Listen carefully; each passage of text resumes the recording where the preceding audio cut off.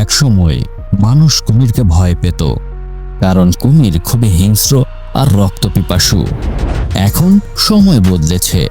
এখন মানুষের কাছে কুমির শুধু ভয় পাওয়ার মতো প্রাণী নয়, এর মাংস অনেক দামি আর চামড়া দিয়ে তৈরি হয় দামি দামি ব্র্যান্ডের পণ্য। কুমির এখন কোটি কোটি ডলারের বৈশ্বিক অর্থনীতির অংশ। তবে আপনি কি কখনো ভেবে দেখেছেন প্রতি বছর এত কুমির কোথা থেকে আসে? কিভাবে এই কুমিরগুলো পালা হয়? কিভাবে এর মাংস আর চামড়া প্রক্রিয়াজাত করা হয়?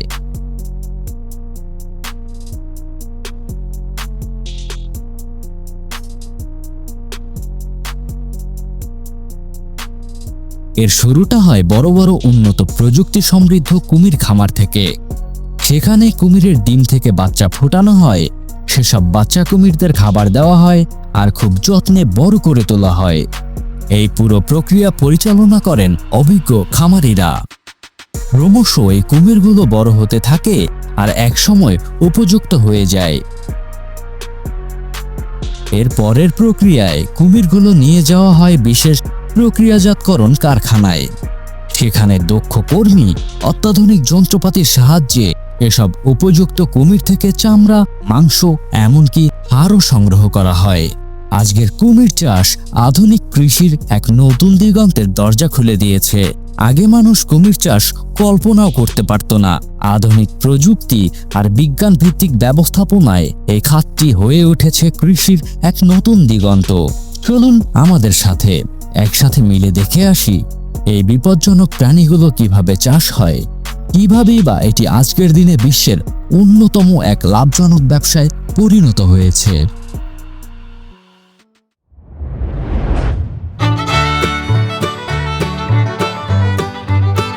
বিশ্বের 30টিরও বেশি দেশে কুমির পালন ও প্রক্রিয়াজাত করা হয়। এর মধ্যে উল্লেখযোগ্য থাইল্যান্ড, অস্ট্রেলিয়া, দক্ষিণ আফ্রিকা, যুক্তরাষ্ট্র আর চীন। এসব দেশে রয়েছে কুমিরের আধুনিক প্রযুক্তি সম্বলিত খামার। এই খামারগুলোতে আধুনিক প্রযুক্তি ব্যবহার করা হয়। এমনকি এই খামারগুলোর তত্ত্বাবধানে বিশেষ কারখানা রয়েছে। কুমিরের চামড়া এবং মাংস প্রক্রিয়াজাত করা হয় এসব কারখানা থেকে। খামারগুলো প্রায় 1 লক্ষ বর্গমিটার পর্যন্ত জায়গা নিয়ে গঠিত হয়, যেখানে হাজার হাজার কুমির থাকে। এগুলো যে সব একই বয়সের তা কিন্তু নয়, বরং নানা বয়সের কুমির এসব খামারে রাখা হয়। বর্তমানে তো খামারগুলো আরো বড় হচ্ছে। আচ্ছা, এত এত চাষাবাদের জিনিস থাকতে কুমির কেন মানুষ চাষ করে? হ্যাঁ, লাভ তো আছেই। বিনা লাভে কেউ কি কখনো কোনো ব্যবসার কথা ভেবেছে কোনো কালে? আসলে কুমিরের চামড়া ও মাংস খুবই দামি। কিন্তু কেন কুমিরের মাংস আর চামড়া এত দামি? কুমিরের চামড়া খুবই শক্ত, আর এই চামড়ায় বিশেষ চকচকে এক ধরনের উজ্জ্বলতা থাকে, যার কারণে এটি ব্র্যান্ডের জিনিসপত্রে ব্যবহৃত হয়। যেমন $5 লক্ষ দামের হরমেস হিমালয়া বিরকিন ব্যাগ এবং লুই ভিটনের কুমিরের চামড়ার লকেট।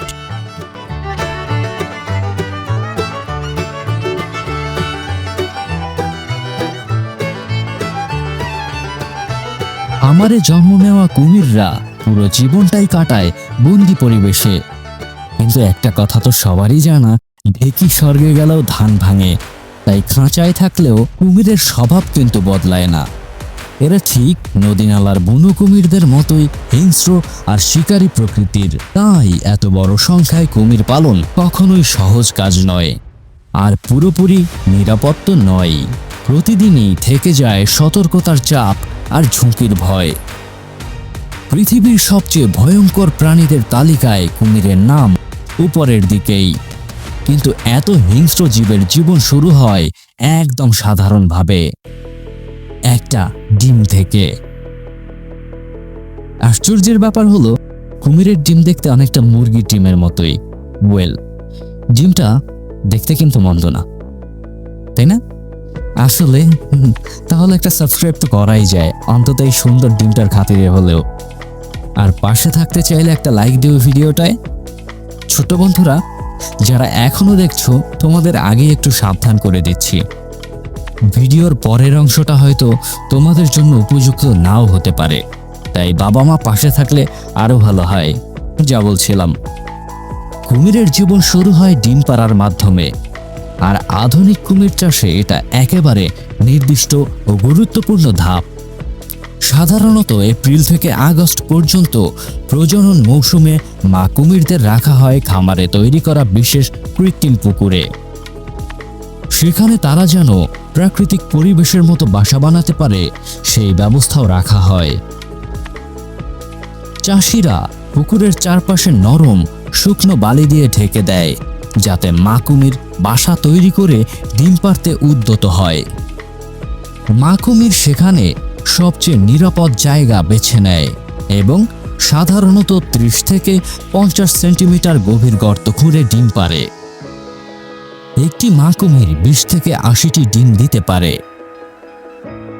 তবে কোন কুমির কয়টি ডিম দেবে এটা তার বয়স, প্রজাতি এবং যত্নের উপর নির্ভর করে। এ সময়ে মা কুমির খুব সতর্ক ও প্রতিরক্ষামূলক হয়ে ওঠে, তাই চাষিদের দ্রুত এবং সতর্কতার সাথে ডিম সংগ্রহ করতে হয়, যাতে মা কুমির তাকে না দেখে এবং আক্রমণ করার আগেই ডিমগুলো নিরাপদে সংগ্রহ করা যায়। চাষিরা সাধারণত মা কুমিরকে বাসা থেকে সরিয়ে দেন আর তারপর ডিম সংগ্রহের কাজ শুরু করেন। ডিম সংগ্রহ করার সময় খুব দ্রুততা ও সাবধানতা প্রয়োজন। আরও একটি বিশেষ কারণ রয়েছে, যদি নির্দিষ্ট সময়ের চেয়ে কয়েক সেকেন্ডের দেরিও হয় তাহলে মা কুমির ফিরে এসে আক্রমণ করতে পারে, আর প্রতিটি ডিম 24 ঘন্টার মধ্যে সংগ্রহ করতে হয়, না হয় দুঃখজনক হলেও সত্য মা কুমির ডিমগুলো খেয়ে নেয়। তো ডিমগুলো সংগ্রহের পর একে একে চিহ্নিত করা হয়, যাতে ডিমের অবস্থান ঠিক রাখা যায়।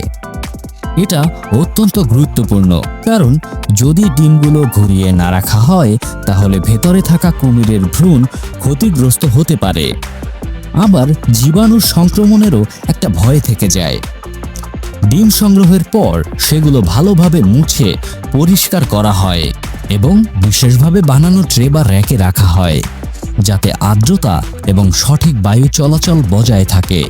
এরপর এগুলোকে ইনকিউবেশনে রাখা হয়, যাতে ডিমগুলো সঠিকভাবে ফোটে। পুরো প্রক্রিয়াটি ইনকিউবেশন সিস্টেমে চলে। এখানের আবহাওয়া পুরোপুরি নিয়ন্ত্রিত রাখা হয়। কুমির চাষের আদর্শ আবহাওয়া হলো আর্দ্রতা 90 থেকে 95% এবং তাপমাত্রা 30 থেকে 33 ডিগ্রি সেলসিয়াস পর্যন্ত রাখা হয়। এই তাপমাত্রা কুমিরের ডিম ফোটার জন্য আদর্শ এবং স্বাস্থ্যকর ভ্রূণের বিকাশ নিশ্চিত করে। মজার বিষয় হলো কুমিরের বাচ্চার লিঙ্গ ক্রোমোজোম দ্বারা নির্ধারিত হয় না। সাধারণত বেশিরভাগ প্রাণীর ক্ষেত্রেই ক্রোমোজোমই লিঙ্গ নির্ধারণ করে থাকে, তবে কুমিরের বেলায় একদম আলাদা। কুমিরের লিঙ্গ নির্ধারিত হয় ইনকিউবেশনের সময়ের তাপমাত্রা দ্বারা। যদি তাপমাত্রা 32 ডিগ্রি সেলসিয়াসের বেশি হয় তবে বেশিরভাগ বাচ্চা পুরুষ হয়। অপরদিকে তাপমাত্রা যদি 30 ডিগ্রি সেলসিয়াসের নিচে থাকে তাহলে বেশিরভাগ বাচ্চা মহিলা হয়। প্রায় 75 থেকে 90 দিনের ইনকিউবেশনের পর বাচ্চা কুমিরগুলো ডিমের ভেতর থেকেই অদ্ভুত এক ধরনের আওয়াজ করা শুরু করে, যা ডিম ফোটার প্রক্রিয়া শুরু হওয়ার সংকেত।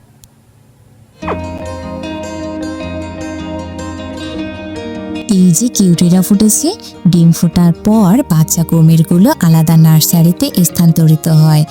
সাধারণত এই কিউটি ডিব্বাগুলোকে সিমেন্টের পুকুরে রাখা হয়, যেখানে পানি সঞ্চালন ব্যবস্থা, তাপমাত্রা নিয়ন্ত্রণ এবং ছায়া পড়ার মতো ছাদের ব্যবস্থা থাকে, যাতে এরা একদম সঠিক পরিবেশে বেড়ে উঠতে পারে।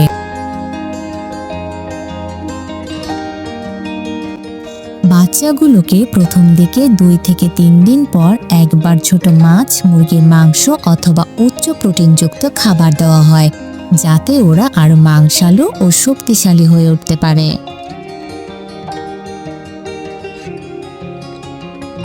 এসব খাবার ওদের রোগ প্রতিরোধ ক্ষমতা বাড়ায়। এই খাবারগুলো তারা সাধারণত 1 থেকে 2 বার একই সময় দেয়, যাতে তাদের জীববৈচিত্র্য ঠিক থাকে এবং খাবারের জন্য একে অপরের সাথে প্রতিযোগিতা না করে, আর এই প্রতিযোগিতা করতে গিয়েই অপরকে আক্রমণ করে না বসে। মানে ভদ্রতা শেখানো হয় আর কি।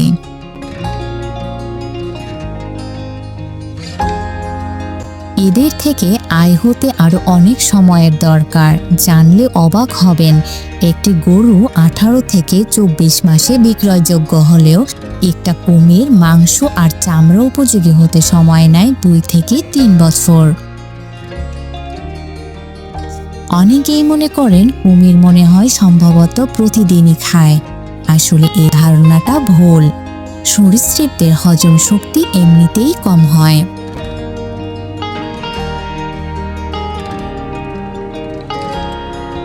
যা বলছিলাম, স্বাস্থ্যবান করতে সপ্তাহে 2 থেকে 3 বার খাবার দেওয়া হয়। বাচ্চা কুমিরকে প্রতি 2 থেকে 3 দিন পর খাবার দেওয়াই আদর্শ।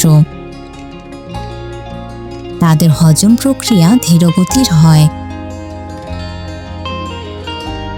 আর বয়স, তাপমাত্রা, পরিবেশ ও এরা কতটা চঞ্চল তার উপর নির্ভর করে খাবারের পরিমাণ ও সময় ঠিক করতে হয়।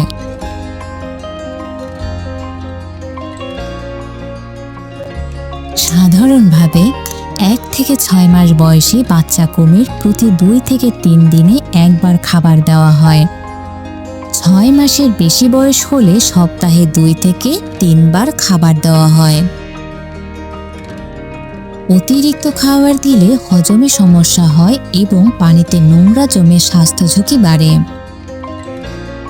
তবে ওদের খাবারে অনেক বেশি প্রোটিনযুক্ত করা হয়, যাতে মাংসের মান এবং চামড়ার গুণগত মান উন্নত হয়। এই দুটি বিষয়ে কুমির চাষে সবচেয়ে বেশি মানা হয়। এই হিসেবি খাবার ব্যবস্থার কারণে কুমির শুধু স্বাস্থ্যকরভাবে বাড়ে না, বরং এমনভাবে গড়ে ওঠে যেন বিদেশি বাজারে রপ্তানিযোগ্য চামড়া আর দামি মাংসের মান ধরে রাখতে পারে।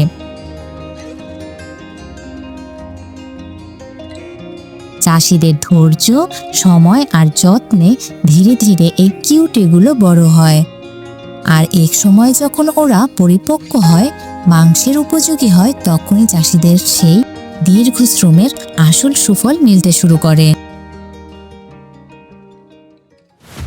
এরপর ওই সময়টা এসে যায় সেসব কিউটের ডিব্বা থেকে হিংস্র কুমির হয়ে ওঠা সোনামনাদের দিয়ে অর্থ আয় করার। ব্যাপারটা খুবই দুঃখজনক। আমি আর বলতে পারবো না, তুমিই বলো। ওয়েল, পুরুষরাই তো কঠিনটা বলবে। যাই হোক, এই সময় কুমিরকে কিছুক্ষণ অজ্ঞান করে রাখা হয়, যাতে মাংস বা চামড়ার প্রক্রিয়াজাতকরণ নিরাপদভাবে করা যায়। এই জন্য নানা ধরনের পদ্ধতি ব্যবহার হয়। কখনো মাথায় জোরে আঘাত, কখনো পিথিং নামে পরিচিত এক ধরনের সরাসরি মস্তিষ্কে আঘাতের কৌশল, আবার কখনো ব্যবহার হয় বৈদ্যুতিক শক, রড বা ক্যাপটিভ বোল্ট গান। তবে এখন সময় বদলেছে। প্রাণী কল্যাণ ইস্যু, যাকে আমরা অ্যানিম্যাল ওয়েলফেয়ার নামে চিনি, এই আইন কুমির খামারে কুমিরদের মাংস ও চামড়া সংরক্ষণের ক্ষেত্রে নিয়ম করে দিয়েছে। এ কারণেই অনেক আধুনিক কুমির খামারে এখন বেশি ব্যবহার করা হচ্ছে বৈদ্যুতিক শক পদ্ধতি, যা তুলনামূলকভাবে দ্রুত, কার্যকর এবং প্রাণীর জন্য কম যন্ত্রণাদায়ক বলে ধরা হয়। কুমির একবার অজ্ঞান হয়ে গেলে শ্রমিকরা দ্রুত তার মুখ বেঁধে ফেলে, পা বেঁধে নিয়ন্ত্রণে আনে, তারপর বিশেষ পরিবহন গাড়িতে তোলে। এরপর কোনটা কোন কাজে লাগানো হবে সে অনুযায়ী কুমিরগুলোকে আলাদা করা হয়।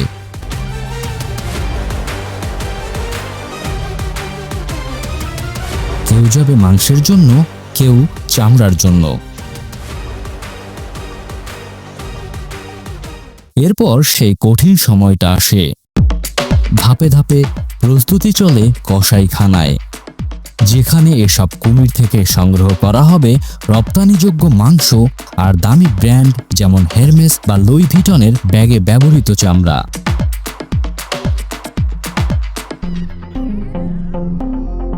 প্রক্রিয়া কেন্দ্র বা প্রসেসিং ইউনিটে পৌঁছানোর পর শ্রমিকরা এক ধরনের বিশেষ ধারালো ছুরি দিয়ে কুমিরের গলায় বা শিরায় আঘাত করে, যাতে কুমিরটা দ্রুত নিস্তেজ হয়ে পড়ে এবং শরীর থেকে লাল তরল জীবনরস বের হতে থাকে। তবে তখনও কুমির বৈদ্যুতিক শক বা ঘুম পাড়ানো ওষুধের প্রভাবে তেমন কষ্ট পায় না বলেই গবেষণা বলে। রক্তঝরা শেষ হলে এগুলোকে পরিষ্কার পরিচ্ছন্ন করা হয়। এরপর সেই নিস্তেজ দেহ নিয়ে যাওয়া হয় চামড়া ছাড়ানোর ইউনিটে।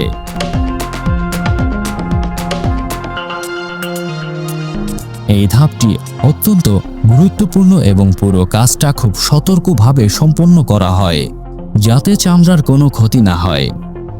কুমিরের চামড়া কাটার কাজটা এখানে সবচেয়ে অভিজ্ঞ লোকেরাই করে থাকেন, কারণ কুমিরের চামড়া হচ্ছে কুমিরের সবচেয়ে মূল্যবান অংশ। সাধারণত কুমিরের পেটের অংশের দিক দিয়ে চামড়া কাটা হয়, কারণ পেটের অংশের চামড়া খুব মসৃণ এবং সুন্দর হয়, যা ফ্যাশন ইন্ডাস্ট্রিতে সবচেয়ে চাহিদার বস্তু। কর্মীরা খুব সতর্কভাবে ধারালো ছুরি দিয়ে পেটের চামড়া আলাদা করেন, যাতে কাটার সময় ছুরির আঘাত লেগে চামড়াটা নষ্ট না হয় সেদিকে বিশেষ নজর রাখা হয়।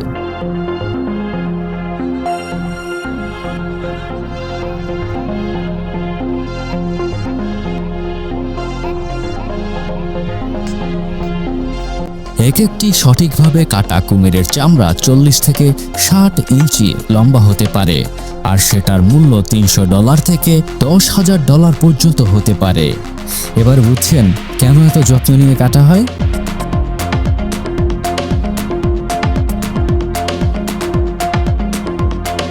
চামড়া কাটার পর বাকি দেহটা মাংস কাটার জায়গায় নিয়ে ধীরে ধীরে বিভিন্ন স্থানের মাংস আলাদা করা হয়, বিশেষ করে কুমিরের লেজের মাংস, কারণ ওদের লেজের মাংস খুবই দামি।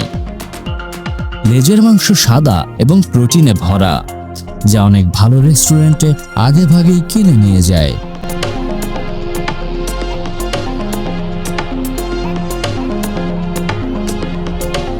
এদিকে চামড়াটা যাতে ভালো থাকে তাই প্রথমে সেটি ভালোভাবে পরিষ্কার করা হয়, এরপর শুকনো লবণ দিয়ে বা ফ্রিজারে রেখে দেয় যাতে চামড়াটা পচে না যায়, এবং পরে সেটি ভালোভাবে তামবারি করা যায়। কুমিরের চামড়ার প্রক্রিয়াটি শুরু হয় তামবারি করার মাধ্যমে। তামবারি হলো চামড়া পরিশোধনের সময় ব্যবহৃত একটি বিশেষ যন্ত্র বা ডিভাইস, যা চামড়া শুকানোর কাজে অপরিহার্য। এটি মূলত একটি কাঠ বা ধাতুর তৈরি ফ্রেম বা ছাঁচ, যার উপর কাঁচা চামড়া পেঁচানো বা ছড়িয়ে শুকানো হয়। এটি চামড়াকে সঠিক আকৃতি ও টান দিয়ে শুকানোর কাজে ব্যবহৃত হয়, যাতে চামড়ার গুণগত মান বজায় থাকে এবং চামড়া ফেটে না যায় বা বিকৃতি না ঘটে। প্রথমে কুমিরের চামড়াগুলো রাসায়নিক বা এনজাইমের মিশ্রণে ভিজিয়ে রাখা হয় যাতে এর কোলাজেন ফাইবার নরম হয়ে যায়। কোলাজেন ফাইবার হলো দেহের একটি প্রাকৃতিক গঠনমূলক উপাদান যা ত্বক ও অন্যান্য টিস্যুকে মজবুত ও নমনীয় রাখে। চামড়া তৈরিতে কোলাজেন ফাইবার খুব গুরুত্বপূর্ণ, কারণ এটি চামড়ার শক্তি ও টেকসই কিনা তা নিশ্চিত করে। এরপর চামড়ার তামবারি প্রক্রিয়া শুরু হয়। এখানে ক্রোম বা প্রাকৃতিক ট্যানিন অর্থাৎ প্রাকৃতিক রঞ্জক পদার্থ মেশানো হয়, যা চামড়াকে জীবাণুমুক্ত করে এবং এর স্থায়িত্ব ও পানি প্রতিরোধ ক্ষমতা বাড়ায়। তামবারি প্রক্রিয়া শেষ হলে চামড়াটা বসানো হয় শেভিং মেশিনে। ভাববেন না যেন দাড়ি কাটা শেভিং মেশিন, এটা মূলত চামড়া মসৃণ করার মেশিন। যাই হোক, এটার সাহায্যে চামড়া সমান পুরুত্বে তৈরি করা হয়, যা সাধারণত 0.8 থেকে 1.2 মিলিমিটার। তারপর দক্ষ কর্মীরা চামড়াটি ভালোভাবে পরীক্ষা করেন এবং নির্বাচিত করেন চামড়াগুলোর পেটের মাঝামাঝি নরম অংশ পরিষ্কার কিনা এবং কোনো দাগ আছে কিনা। পেটের মাঝামাঝি নরম অংশ পরিষ্কার এবং কোনো দাগ নেই সেগুলো সবচেয়ে দামি চামড়া। কুমিরের পেটের নরম, মসৃণ ও ঝলমলে চামড়ার অংশে কোনো দাগ বা সমস্যা থাকলে চামড়ার গুণগত মান কমে যায় আর দামও কমে যায়। এরপর আসে কুমিরের চামড়া রং করার ধাপ।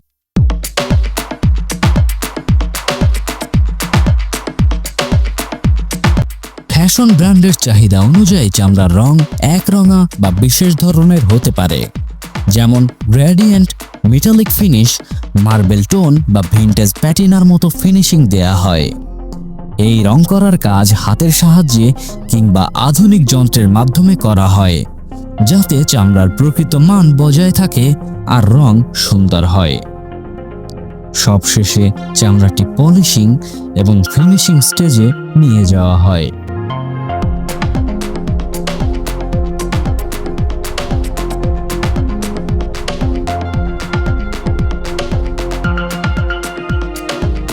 এখানে চামড়ার প্রাকৃতিক সৌন্দর্য ফুটে ওঠে, আর ধীরে ধীরে তা পরিণত হয় দামি ও বিলাসবহুল পণ্যে।